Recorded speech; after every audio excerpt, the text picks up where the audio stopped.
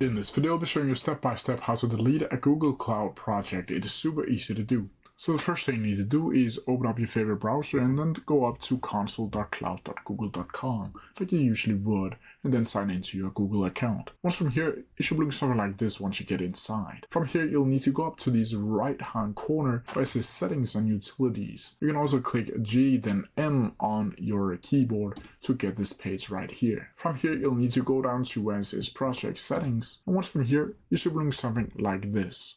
Now from here, you'll be able to see all of your information. You can even change the project name if you want to do that. You can also manage tags and billing accounts if you want to do that. But from here, you'll simply need to go over and click shut down. Once you click shut down, you'll then need to add in your project ID. And you can do that by going over here to where it says project ID. And then you can just copy it and paste it over here into this felt over here. From here, once you've done that, you'll simply need to click shut down anyway. And from here, you can see here that the owner of the project will be notified and can stop the deletion within the next 30 days.